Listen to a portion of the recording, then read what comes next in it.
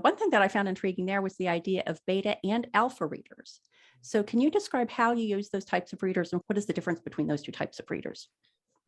Yeah. So a beta reader is the type of reader that I've used for most of my life. I've got a final draft.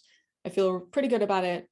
I feel comfortable with somebody else reading it. I've given it to a critique partner, whether it's part of a writing group or part of a workshop I'm going through.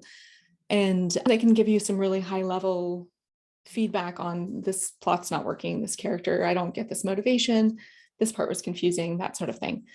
And that is incredibly, incredibly helpful, I think, especially when you're getting started and trying to figure out what a book is.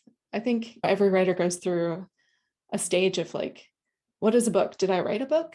Like, does Yeah. this make sense? Yeah. And your beta reader can be like, no, you didn't write a book yet. It's okay, Yeah. girl, we got this. You didn't write a book. So then alpha reader would come in earlier in the process and be somebody that you are maybe bouncing ideas off of or showing more incomplete scenes or rougher versions that you wouldn't inflict on other people, basically. And so my alpha reader is my husband, and that kind of slowly came about over time as I grew more comfortable letting him read these raw versions of things.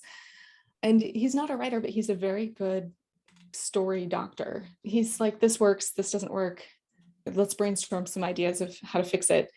And he's not gentle with his feedback, Yeah. That's which is good. useful. He doesn't Yeah. pull his punches. And so the first few times we went through this process, there were certainly a lot of tears on my end. He's learned to be a little kinder, and I've learned to have a little thicker skin.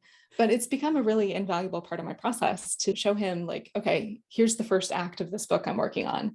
Rip it to shreds so that I can use that in my revision and come back with a stronger version of this. And then I still do, once the whole draft is done, I'll send it to beta readers who give me a lot more high level feedback, but he helps me fix those structural problems as I go along. And that's why I consider him the alpha reader.